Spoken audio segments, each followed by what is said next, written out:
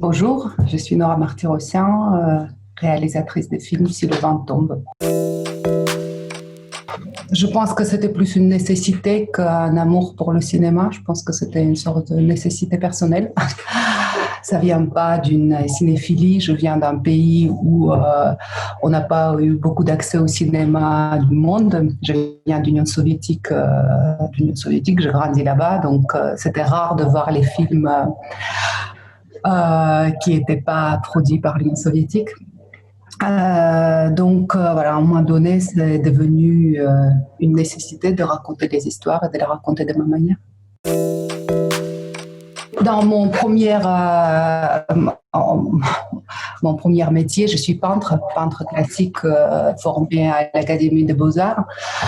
Et donc, en fait, quand je quittais mon pays, quand je suis arrivée à Amsterdam, je continuais de peindre. Et la première fois que j'ai pu tourner les images et les monter ensemble, j'ai compris qu'en fait, ça, c'est une façon de raconter le monde beaucoup plus complet que tout ce que j'ai pu vivre avant. Et donc, voilà, depuis, je n'ai jamais décroché de cette envie de raconter le monde avec les images et du son et l'histoire. 10 ans. C'est long et en même temps, heureusement, parce que je pense que j'ai appris tellement de choses. Je n'ai pas fait une école de cinéma, je n'ai pas évolué dans un milieu de cinéma, donc voilà, je fais mes 10 ans d'université. Le film raconte l'arrivée d'Auditor International, Alain Delage, dans l'aéroport d'un pays perdu, au bout du monde. Le pays s'appelle Haut-Karabakh et peu de Français se souviennent qu'est-ce que ça veut dire. Le pays existe réellement, sauf qu'en arrivant dans cet endroit-là, avec Alain Delage, avec l'auditeur, on découvre un endroit qui est tellement absurde, qui est tellement inimaginable.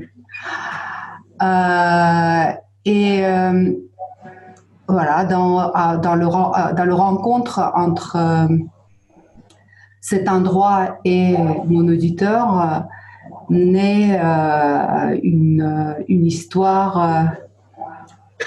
Ouais, je pense. Ouais, je pense que je pitchais tellement pour avoir l'argent. Et là, vu que le film existe, je pense qu'il faut complètement changer le fusil de l'épaule. Il faut le réécrire, en fait. Il faut le réécrire. Parce que pour convaincre les financeurs, oh là là, j'ai dû raconter les choses. Je pense que c'est ce qui est important de dire, que l'endroit qui est réel, et que je rencontrais en première fois, je suis allée là-bas en 2009. Cet endroit, il est tellement plein de fiction qu'on se pose la question, quel type de fiction le cinéma peut amener dans un endroit pareil. Et en fait, c'était ça tout le parcours de l'écriture, c'était de trouver l'histoire qui ne va pas abaisser la fiction absurde de cet endroit et qui va, au contraire, l'amener vers quelque chose de plus poétique et plus fort. Voilà, comment rendre quelque chose qui est déjà très très fort, encore un tout petit peu plus fort en amenant dans cet endroit le cinéma.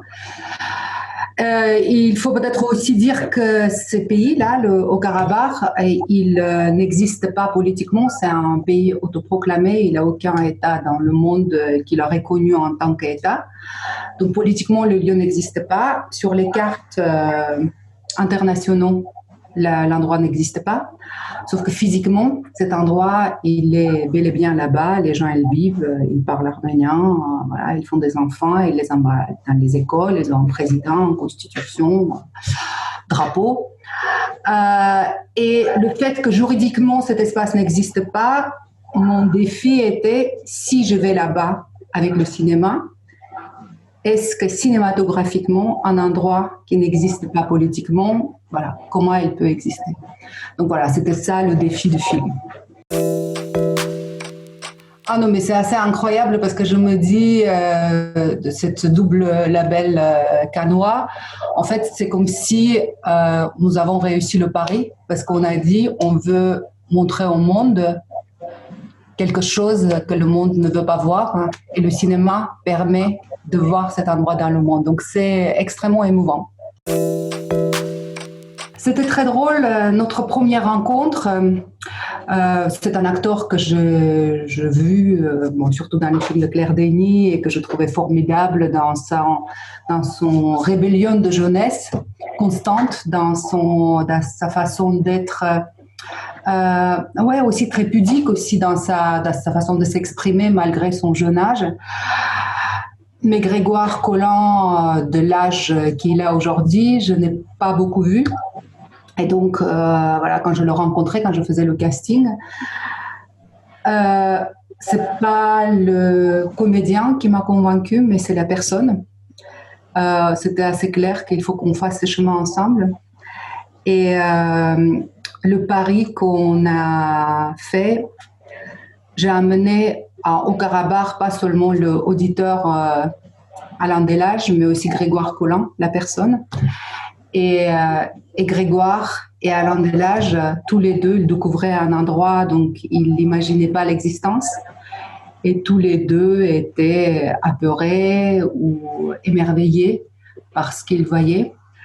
Et on a construit le personnage d'Alain Delage avec Grégoire. N'importe quel autre comédien aurait fait ça complètement différemment. Et au début, quand il me demandait de direction très précise, je lui disais, mais il faut qu'on voit comment tu vas respirer, comment est-ce que ta peau va prendre le soleil, comment est-ce que tu vas pouvoir marcher sur ces routes. Donc en fait, on a vraiment, le pari était qu'on ne sait pas et on va découvrir qui est Alain Delage ensemble. Et il a été formidable, Grégoire. Tout le long, c'est mon premier film. C'est loin de l'être son premier à lui. Donc, c'était extraordinaire. Qu'est-ce qu'une complicité de travail peut donner? Une complicité et une extrême exigence qu'il a eue vis-à-vis de moi et moi, j'essayais d'avoir vis-à-vis de lui.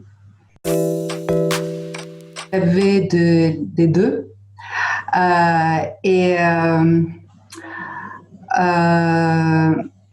Oui, il avait évidemment la barrière de la langue parce que voilà, il y en avait plusieurs qui ne parlaient pas anglais.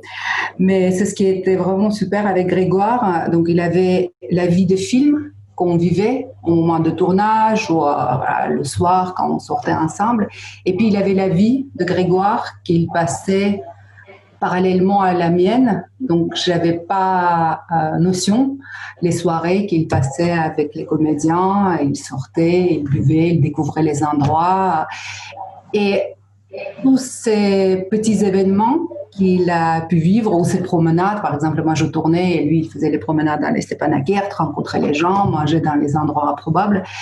Tout ça, ça participait au film, au final. Et donc, en fait, je me dis finalement, c'était pas seulement sur le plateau que les choses se passaient, mais c'était aussi autour de plateau. Et il se montrait extrêmement curieux et généreux avec tout le monde. Non, mais c'était une super... je me dis, j'ai eu du bol. C'est pas tout à fait ça, parce qu'en fait, cette réalité qu'on est allé chercher, elle était déjà passée par le filtre de l'envie de faire du film et de l'envie de faire une fiction et de l'envie de leur rencontrer l'histoire de l'auditeur. Donc en fait, c'est une réalité déjà filtrée, c'est une réalité orientée. Donc, c'est pas comme dans le documentaire, tu lâches ton personnage et puis voilà, tu vois qu'est-ce qui se passe. Là, on savait dans quelle direction on cherche, mais qu'est-ce qu'on va trouver exactement, on ne le savait pas. Non, c'est pas une... je pense que si j'aurais voulu tourner un documentaire, je m'aurais pris autrement. Un documentaire sur le comédien. Je pense que j'avais vraiment envie de raconter l'histoire que j'avais écrite, qui m'a pris beaucoup de temps à écrire aussi. Oui, parce que je suis venue de très loin. Vous savez, quand j'ai commencé d'écrire ce scénario, je n'avais jamais lu un scénario de ma vie. Donc, c'est compliqué d'écrire un scénario si on ne sait pas dans quel endroit il faut mettre le dialogue ou pas. Donc voilà, il a eu les premières versions et puis les premières versions, elles ont convaincu une partie de gens, elles ont trouvé ça politique, fort. Et puis petit à petit, j'ai essayé de plus rentrer dans les règles du genre. Et dans la dernière étape de l'écriture, je l'ai fait avec une écrivaine, Emmanuelle Pagano, que j'ai rencontrée à la Villa Médicis, voilà, qui a mis un peu de littérature, je pense, dans ce qu'on était en train d'inventer. En fait, parallèlement à mon travail de peintre, j'avais aussi un sort de théâtre pour les enfants. J'enseigne depuis des années. En fait, j'ai l'habitude de diriger les équipes, on va dire.